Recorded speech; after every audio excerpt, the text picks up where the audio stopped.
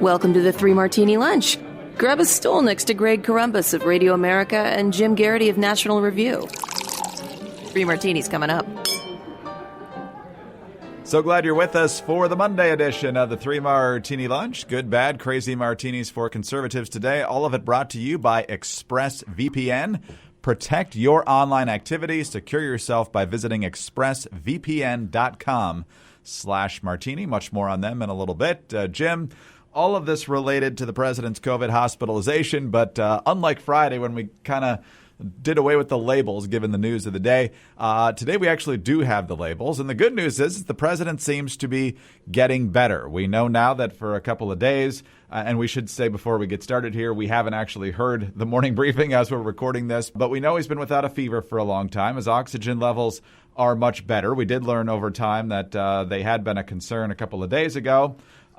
He was obviously feeling good enough to make videos over the weekend, and it looked like he was looking better and stronger with each one. And, of course, he made the drive-by of his fans outside Walter Reed, which we'll also get to in a little bit. But he seems to be chomping at the bit to get back to work if Mark Meadows, the chief of staff, is to be believed. And so that's great news. Obviously, he's got the best medical care in the world. And while it was necessary to go to the hospital, they're hopeful he could be home as soon as today, and if not today, quite soon. Yeah, we're maybe to foreshadow a bit of our bad martini. There's been a lot of speculation. I think has been kind of irresponsible in arguably in both directions. For starters, I think one of the strange things that I found reassuring this morning was the president tweeted a lot this morning, a lot of all caps. He was, full of, urine and vinegar or full of vigor, however you want to, characterize it. It's back to normal for President Trump. We're used to seeing him tweet a bunch. And when he did not tweet very much on Saturday and he did not tweet very much on Sunday, there was kind of this odd, ominous feeling. We've been living under this guy for 4 years. We know if he's awake, he's tweeting. He does not usually spend a lot of time away from his phone and not weighing in on everything that comes across his plate. And so this is that was a nice return to normalcy. The videos he put out over the weekend were also pretty reassuring. A couple of people said he looked pale, but that might just be he's not getting his usual bronzer or whatever. I probably would have preferred that he had not done that drive-by with the Secret Service to greet everyone outside. Apparently, the Trump wanted to leave the White House, leave the hospital yesterday. He wanted to go back to the White House. Doctors didn't think that was a good idea and said, "How about apparently the drive-by was a negotiated settlement with that." I'm glad that he feels like he's raring to go. I do hope he listens to his doctors and follows the doctor's advice. If they say, one more day in the hospital, again, I don't think the presidential election is going to come down to which day he comes out of the hospital. But all things considered, look, for a 74-year-old man who has coronavirus, Trump seems to be in good shape. There were some genuine points of concern, it seems, on Friday and on the weekend, but he seems to be in good shape now. And again, at Walter Reed, you got the best doctors and the best equipment, every form of treatment they could ever possibly want. And that's a very good outlook for his pulling through this okay. Exactly right. And you would like to hope that anyone else in his situation who's not president of the United States would also have access to everything he's had access to. And we'll talk about all the different treatments and medications he's been on and much more as we get into the bad martini. But Jim, you mentioned the president's Twitter habits and what you tweet online is your business. Of course, you're inviting people to read what you tweet, but your other online activity is also your business.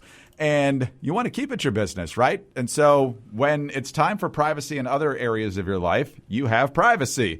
You close your curtains. You close the door when you go to the bathroom. You close your door so people can't just stare into your house. So why would you let people look in on you when you go online? And using the internet without ExpressVPN is, according to ExpressVPN, like going to the bathroom and not closing that door. Did you know, for example, that your internet service provider, like Comcast or Verizon, knows every single website that you visit? And what's worse is that they can sell this information to ad companies and tech giants who will use your data to target you. ExpressVPN puts a stop to this. It creates a secure, encrypted tunnel between your device and the internet so that your online activity can't be seen by anyone. You should be using ExpressVPN on all your devices because it works on everything. phones, laptops, even routers. So everyone who shares your Wi-Fi can still be protected even if they don't have ExpressVPN. And the best part is, using ExpressVPN is as easy as closing the bathroom door. Not just easy, common sense. You just fire up the app, click one button, and you're protected.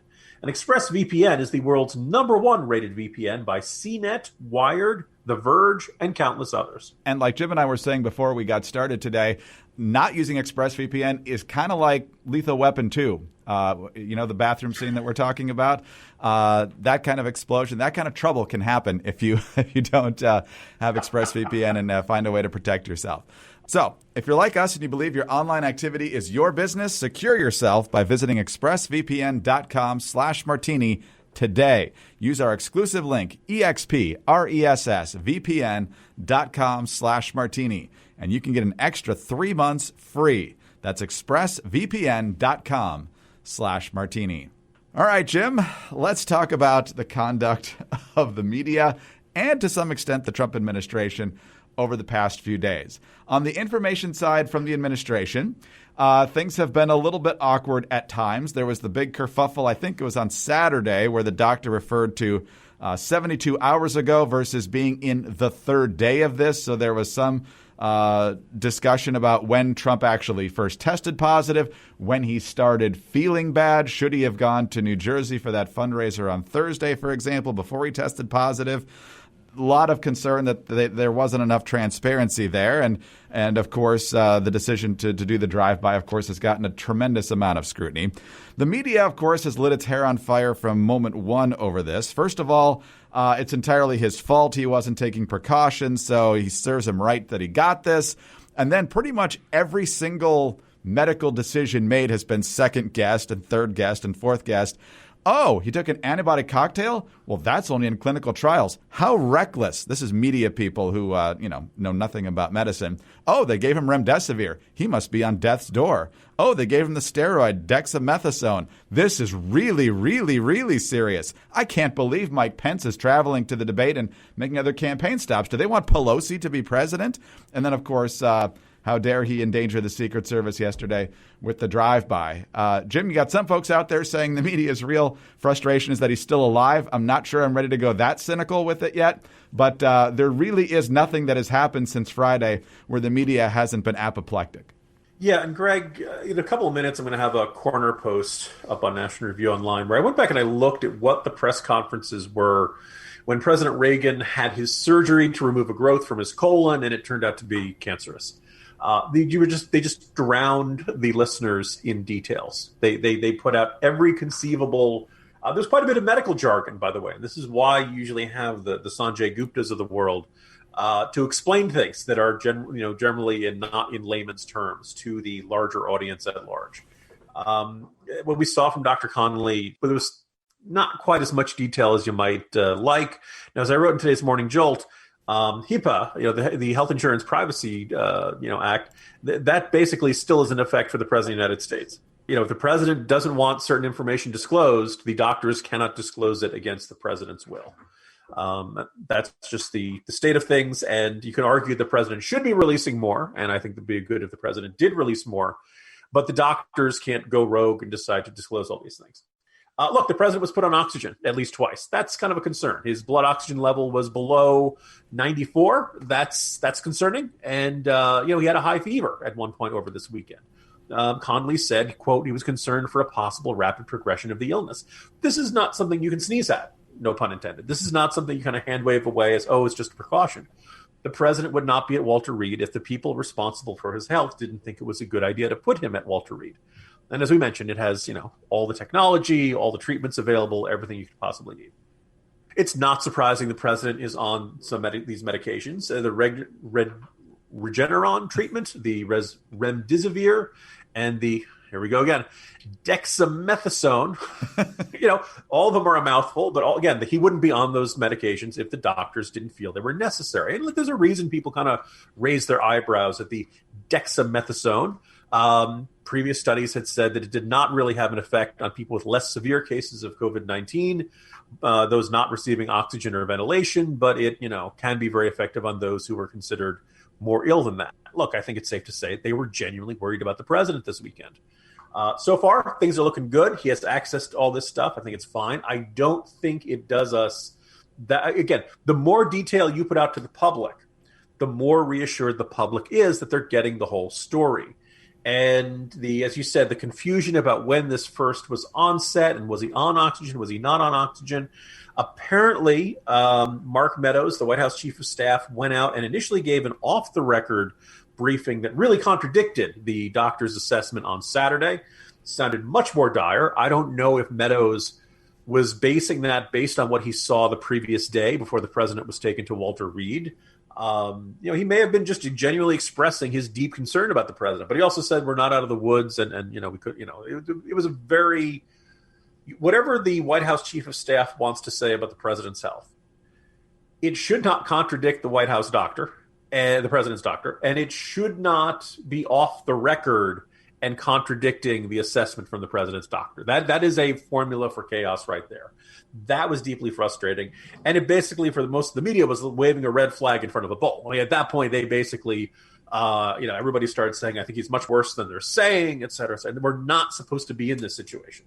Again, both the HIPAA and the American Medical Association's Code of Ethics says you can't disclose things about your patient's health the patient doesn't want there.